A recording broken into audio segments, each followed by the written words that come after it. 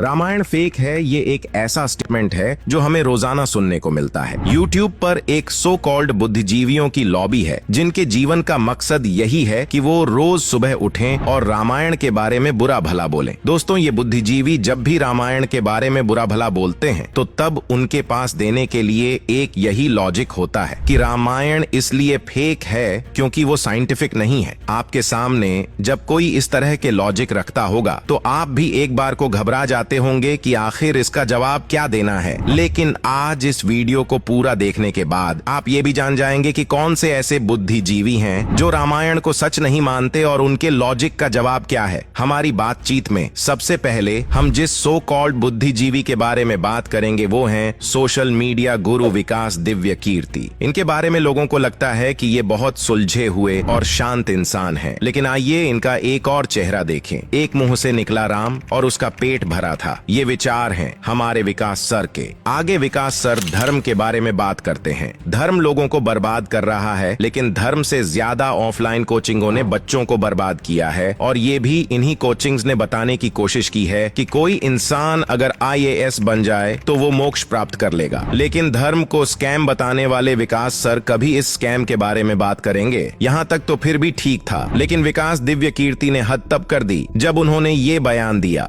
कि हे सीते, अगर तुम्हें लगता है कि युद्ध मैंने तुम्हारे लड़ा है तो तुम्हारी गलतफहमी है। युद्ध तुम्हारे लिए नहीं लड़ा है, युद्ध अपने कुल के सम्मान के लिए लड़ा है। और रही तुम्हारी बात, जैसे कुत्ते द्वारा चाटे जाने के बाद घी भोजन योग्य नहीं रहता है, वैसे तुम अब मेरे योग्य नहीं हो। बाद में विकास दिव्य कीर्ति बड़े बड़े लेफ्ट विंग के चैनल्स पर जाकर अपनी सफाई दे आए, लेकिन उनका ये बयान अच्छी तरह से दर्शाता है कि वो किस तरह की सोच रखते हैं। अक्सर जब उनके इस तरह के बयानों की बात की जाती है तो तब उनके फॉलोअर्स बोलते हैं कि ये उनकी छोटी सी क्लिप है, अगर उन पर आपको कोई बात करनी है तो पूरी 3 घंटे की वीडियो देखिए। लेकिन इनके विकास सर पूरी रामचरितमानस कब पढ़ेंगे? वो एक लाइन पर पूरी क्लास को मिसगाइड कर देते हैं। कल को यही स्टूडेंट जब सर्विस में होंगे तो तब वो रामचरितमानस और उसे मानने वालों के साथ कैसा व्यवहार करेंगे, कभी सोच कर देखिए। अब बढ़ते हैं हमारे अगले रंगे सियार की तरफ, और वो ध्रुव राठी के अलावा कौन हो सकता है? उन्होंने अपनी कई वीडियोस में रामायण को ओपनली क्रिटिसाइज किया है। ध्रुव रामायण को इतिहास नहीं मानते। वो कहते हैं कि ये एक काल्पनिक कहानी है। ऑब्वियसली रियल नहीं हो सकता। करेक्ट। जब मुझे रामायण महाभारत की कहानियां सुनाई गई थी बचपन में, मैंने कहा था ये कैसे पॉसिबल हो सकता है कि ये बंदरों की सेना थी और ऐसा था और ये विमान उड़ते थे उस टाइम पे। तो ऐसे ही मतलब क्या बोलेंगे इसे, क्रिटिकल थिंकिंग और लॉजिकल रीजनिंग के बेसिस पर ही मैंने बचपन में ही ये कंक्लूजन रीच किया कि नहीं हो सकता, ये रियल नहीं हो सकता, कुछ सेंस नहीं बनाता।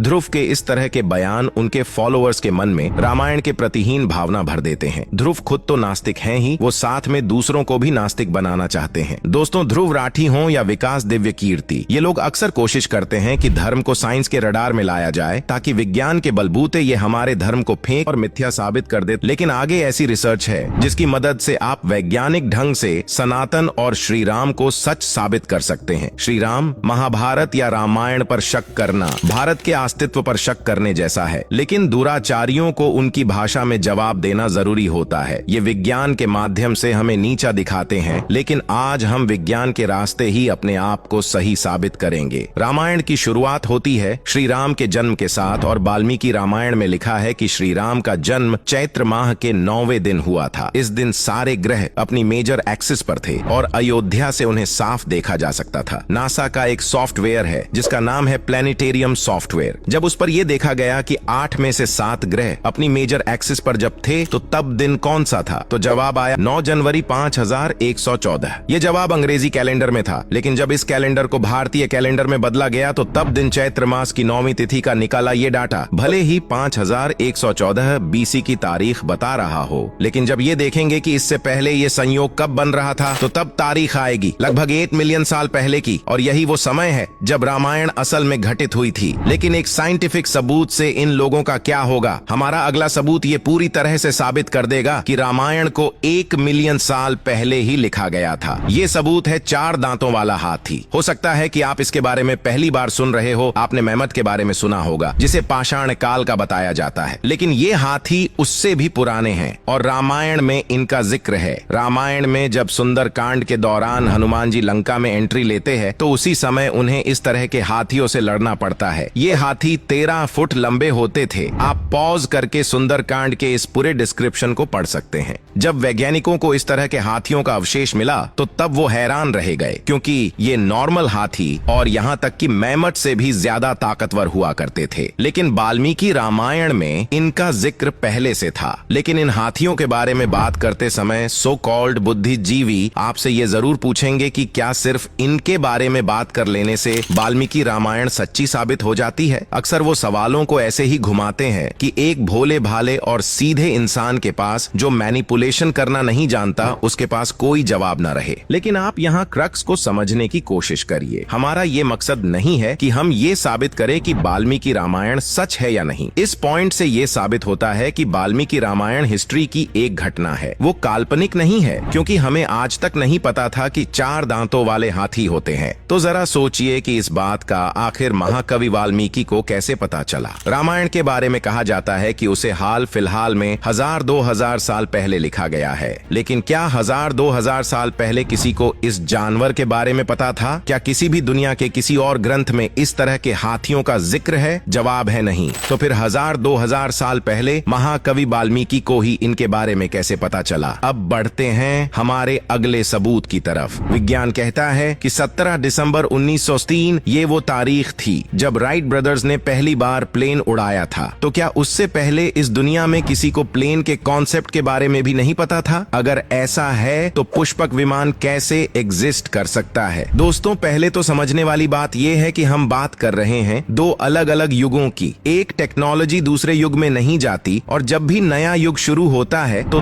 तब उसे अपनी तकनीक खुद बनानी पड़ती है। लेकिन ये बात भी वही समझ सकता है जो युगों के कॉन्सेप्ट को समझता हो। आज इस बातचीत में हम किसी को समझाने की कोशिश नहीं करेंगे, बल्कि विज्ञान के सवाल का जवाब विज्ञान से ही देंगे। साल 1918 में पंडित सुब्रया शास्त्री को ये पता था कि दुनिया में प्लेन का आविष्कार हो चुका है और अब आने वाले समय में कोई भी इस बात पर यकीन नहीं करने वाला कि भारतीय संस्कृति में प्लेन्स का होना कोई नई चीज नहीं है। उन्होंने आने वाली पीढ़ी को जागरूक रखने के लिए एक किताब लिखी जिसका नाम है वैमानिका शास्त्र। इसमें पंडित सुब्रया शास्त्री ने हर उपनिषद, वेद और ग्रंथ को कंपाइल किया है जिसमें प्लेन्स के बारे में बात की गई है और रेफरेंस भी उन्हीं श्लोकों का दिया गया है जो कि प्लेन्स की साइंस के बारे में बात करते हो। अगर कहा जाए कि ये किताब पढ़कर आप प्लेन्स की टेक्नोलॉजी को समझ जाएंगे तो गलत नहीं होगा। जब दुनिया प्लेन का कॉन्सेप्ट भी नहीं जानती थी तो तब इस तरह के श्लोक लिखना जो प्लेन की टेक्नोलॉजी को वैसे ही डिफाइन करें जैसे कि आज प्लेन बनते हैं, तो इससे रामायण काल में पुष्पक विमान होने की बात को बल मिलता है। ये एक ऐसा उजाला है जिसे आंख बंद करके भी झुठलाया नहीं जा सकता, लेकिन लोग झुठलाते हैं। जैसे हमारे माननीय सुप्रीम कोर्ट के रिटायर्ड जज मार्कंडे काटजू लिखते हैं कि मैं और मेरे परिवार के लोग जब भी पुष्पक विमान और ब्रह्मास्त्र में लैस एटम बॉम्ब के बारे में बात करते हैं तो तब हमें हंसी आती है। तो दोस्तों, ये थे रामायण और उससे जुड़े वैज्ञानिक सत्य। हमने आपसे वीडियो की शुरुआत में कहा था कि आप इन साइंटिफिक लॉजिक को रखकर किसी के भी सामने रामायण को साबित कर सकते हैं, लेकिन ऐसा नहीं हो सकता क्योंकि ये लोग उस सच को सुनना नहीं चाहते। हमने आपके सामने जो भी फैक्ट रखे उसके बारे में रिसर्च करने में हमें 1 से 2 दिन का समय लगा, लेकिन विकास दिव्य कीर्ति, ध्रुव राठी या जस्टिस मार्कंडे काटजू जैसे लोग जो कि समाज के बुद्धिजीवी हैं और इनके फॉलोअर्स मानते हैं कि ये सुबह शाम पढ़ने लिखने में ही इन्वॉल्व रहते हैं। क्या इन जैसे लोगों को ये सच नजर नहीं आते होंगे? इनको ये सच नजर आते होंगे, लेकिन ये उस सच को देखना नहीं चाहते। इन सभी सबूतों में हमने अब तक राम सेतु का जिक्र नहीं किया है, श्रीलंका में मौजूद हिमालय पर्वत के एक हिस्से का जिक्र नहीं किया है। लेकिन ये लोग जो रामायण को इमेजिनेशन बता रहे हैं वो जानते सब हैं, लेकिन मानते क्यों नहीं है? क्यों? क्योंकि इससे उनकी ऑडियंस को खुशी मिलेगी, उनका राजनीतिक झुकाव सेटिस्फाइड रहेगा। ये लोग ये मान सकते हैं कि सिंधु घाटी सभ्यता हमसे एडवांस थी, लेकिन रामायण और महाभारत के एडवांस होने पर इन्हें हंसी आती है। काटजू साहब ने तो राम को भगवान तक मानने से इनकार कर दिया है। ये जानते हुए भी कि इंडियन पिनल कोड की धारा 96, 154, 295 और 298 के अंतर्गत किसी की धार्मिक भावनाओं को ठेस पहुंचाना गलत है, लेकिन एक सुप्रीम कोर्ट का जस्टिस भी नियमों के प्रति अवेयर होने के बावजूद नियम तोड़े तो आगे क्या कहा जा सकता है। इन सब के बाद एक राम भक्त के पास आखिरी रास्ता बचता है। वो ये कहता है कि रामायण को असली मत मानिए, राम को भगवान मत मानिए, महापुरुष मत मानिए, एक सामान्य इंसान और अयोध्या का राजा समझिए। आप काल्पनिक समझना चाहते हैं तो वो भी समझ लीजिए, लेकिन जिन बातों को वो सिखाना चाहते थे उन्हें सीख लीजिए। ये लोग उस पर भी तैयार नहीं होते, इसलिए इस तरह के इन्फ्लुएंसर से दूरी बनाए रखिए। आप इन्हें किसी भी ढंग से समझा नहीं सकते। तो अब आप कमेंट में जय श्री राम लिखकर जयकारा जरूर लगा दें और इस वीडियो को इतना ज्यादा शेयर कीजिए कि हिंदुस्तान के हर घर तक ये वीडियो पहुंच सके। धन्यवाद।